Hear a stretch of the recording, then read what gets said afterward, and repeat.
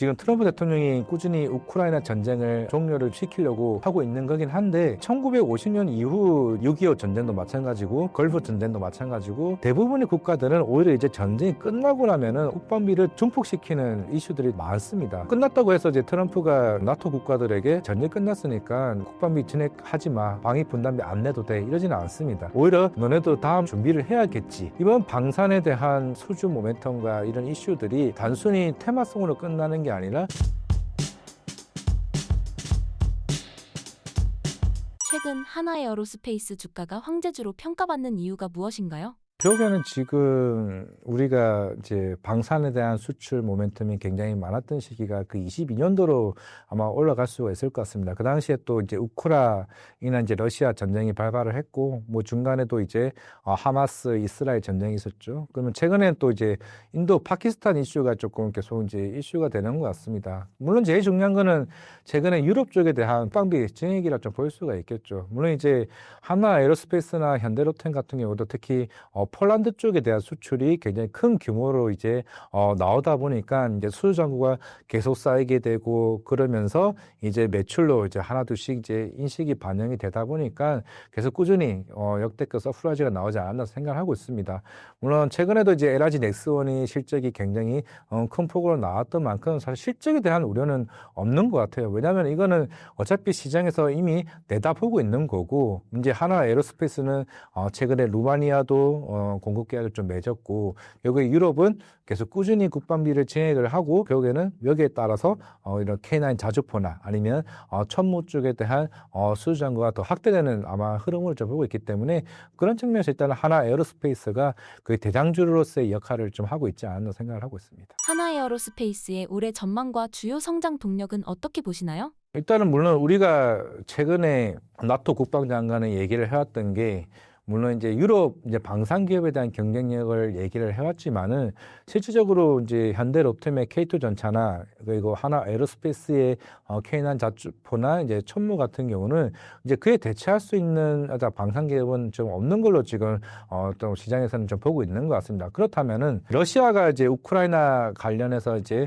나토 가입을 계속 꾸준히 계속 막고 있는 상황이고 최근에 이제 폴란드뿐만 아니라 그 주변에 있는 국가들이 계속 꾸준히 국방비 특히 GDP의 그 4% 이상까지 국방비 증액을 하려고 하고 있죠. 물론 폴란드가 빨리 4% 이상을 증액을 했고, 물론 최근에 독일이 이제 본격적으로 국방비를 늘리면서 무기 수입을 계속 하려고 하고 있는 것 같습니다. 물론 이제 프랑크푸르트 쪽에 있는 그 라인메탈의 실적이 계속 꾸준히 증가하고 있는 추세라고 한다면은 결국에는 지금 루마니아, 그 다음이죠. 루마니아 가능성이 좀 굉장히 크고, 뭐 슬로바키아나 여러 이제 동유럽 쪽에 있는 국가들이 무기 공급에 대한 이슈가 나오게 된다라고 하게 되면은 뭐 일단은 현대로템이 좀 지연되긴 했습니다만은 일단은 2차 폴란드 수출 계약이 나오게 된다라고 하게 되면 이제 하나 에어로스페이스 쪽에 대한 수주 모멘텀이 좀 지속적으로 나올 가능성이 좀 있다고 생각을 하고 있습니다.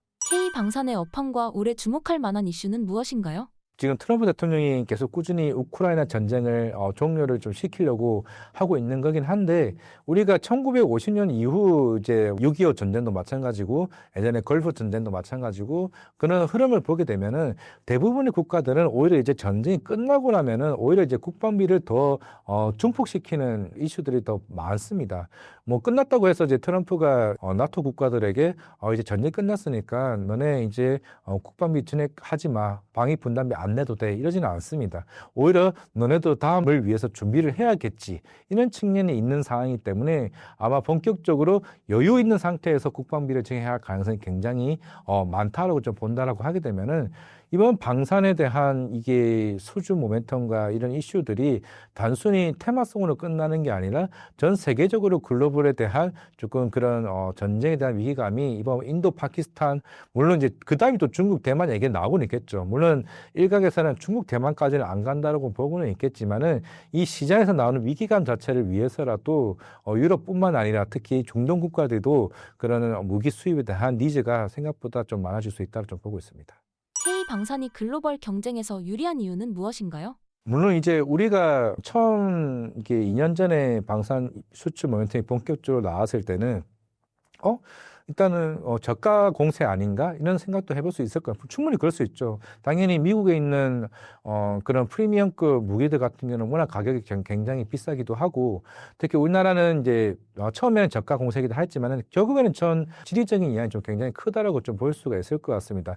폴란드가 단순히 이제 미국이나 여러 국가들에게 무기 수입을 하려면은 굉장히 생각보다 시간이 긴데, 우리나라 입장에서는 그 중립적 위치에 있는 상황이기 때문에 우리 무기 좀 달라고 하면은 그에 대해서 규제가 생각보다 크지 않은 거죠. 물론 이제 폴란드가 러시아한테 우리 무기 좀 샀게 한다고 해서 그게 바로 되는 게 절대 아닙니다. 그런 측면에서는 일단 우리나라가 그런 지리적 환경이 굉장히 일단 방산 수출에 있어서 굉장히 긍정적인 위치에 있다고 좀 보이고 있고, 물론 제일 중요한 거는 기술력이겠죠. 기술력이 생각보다 굉장히 많이 올라왔다는 측면에 있는 상황이기 때문에 그래서 이 세 가지 요인, 일단 가격이 싸다, 그리고 지리적으로 중립 국가이기 때문에 국가와 관련된 그런 관계, 상관관계가 생각보다 덜하기 때문에 그런 마찰이 있을 수가 별로 없다. 그리고 세 번째로는 자주포나 한국항공우주의 FA-50이나 K9 자주포, K2 전차와 같은 이런 무기들이 생각보다 유럽 국가들이 봤을 때 자기네들이 만족할 만한 수준의 기술력을 보유하고 있다는 측면이기 때문에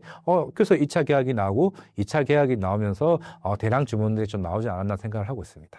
중동 지역에서의 수출 전망은 어떻게 보고 계시나요? 일단은 중동 쪽은 결국에는 이제 사우디아라비아나 이제 아랍에미리트 같은 경우는 이제 워낙 이제 우리나라와 이제 그런 국가 간의 이런 우호적인 관계가 굉장히 많이 있죠. 특히 아랍에미리트 같은 경우도 우리나라가 이제 원전 수출까지 한 나라이기도 하고, 특히 사우디아라비아도 빈살만 위원장인가요? 우호적인 협력 관계가 있다 보니까 그런 중동 결국에는 이스라엘이나 이제 팔레스타인과 같은 여러 이제 그런 분쟁 이슈가 많은 이제 인접 국가이다 보니까 그만큼 중동 국가들도 우리나라에 대한 이제 천무나 같은 무기들이 계속 꾸준히 조금 수출에 대한 기대감이 나올 수밖에 없는 좀 흐름이나 좀 생각을 하고 있습니다. 우리가 흔히 원전이나 방산 같은 경우는 단순하게 기업과 기업 간의 이제 이슈라기보다는 오히려 이제 국가 간에 가는 이슈가 더 우호적인 관계 여부가 좀 굉장히 중요하다고 좀 보고 있기 때문에, 그러면서 이제 중동 국가에 대한 향후의 수출 모멘텀은 계속 꾸준히 좀 나올 수 있다고 좀 생각하고 있습니다.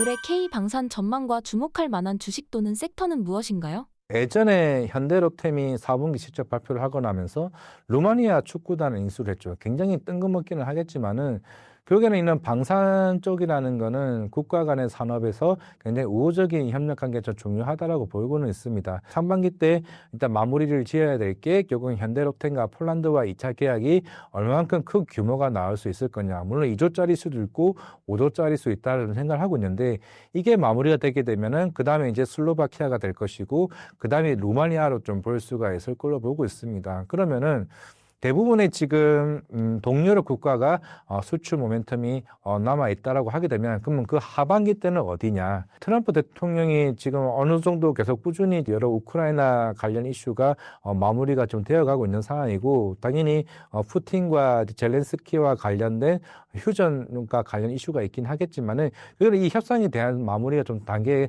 있다라고 좀 보이고는 있습니다. 그 다음에 결국에는 나토 국가 간의 GDP 관련해서 진행 여부를 여기에 가능성이 굉장히 크다라고 보이고 있는데, 예전에 2019년도에는 트럼프가 특히 나토 국가들한테 GDP 5%까지 압박을 넣었습니다. 안 그러면 우리 그냥 탈퇴해버리겠다고 압박까지 준 상황이기 때문에, 그러면은 당연히 유럽은 우리가 2차 그 계약에서 마무리가 되는 게 아니라 향후에 하반기에도 그런 방산 쪽 수출과 관련돼서 유럽 국가들에 대한 스탠스 변화가 생각보다 좀 클 수 있다를 좀 보이고 있기 때문에, 물론 리스크는 있겠죠. 이제 제가 앞에서 얘기했던 것처럼 그런 K 전차나 아니면 자주포와 같은 무기들을 대량 양산할 수 있는 그런 인프라가 만들어낼 수 있는 유럽 국가들이 투자를 한다라고 하게 되면, 당연히 그쪽에서는 물론 기술력은 낮을 수는 있겠지만은 시장에서는 그걸 위기감으로 좀 인식할 가능성이 있다고 생각하고 있습니다. 신사임당 구독자분들께 한마디 부탁드립니다. 확실한 거는 일단은 워낙 이제 변동성이 컸던 2, 3, 4월, 5월이었기 때문에, 일단 한 가지 확실한 거는 결국에는 우리가 올해 경제 성장률 자체가 거의 1%, 1.2%대를 보는 것 같습니다. 굉장히 경기 침체 관련 분위기가 있죠. 원래 자체가 주식시장은 오히려 침체 시기에 주가가 더 올라가게 됩니다. 왜냐하면은 정부도 마찬가지고 글로벌 환경 자체가 통화 정책에 대한 변화가 생길 수밖에 없는 거고, 거기다 경기 부양책을 실시를 하기 때문에 그러면서 주가가 올라가는 대한 흐름입니다. 물론 이번 1분기 실적도 생각보다 우호적인 분위기가 좀 나오고 있다라고 하게 되면은 거기에 대한 이제 시장에 대한 쇼크 발생률은 생각보다 좀 줄어들 수밖에 없다고 좀 생각하고 있기 때문에 저는 하반기로 갈수록 우리나라 주식 시장은 좀 더 좋은 방향으로 갈 가능성이 굉장히 크다라고 말씀을 드리겠습니다.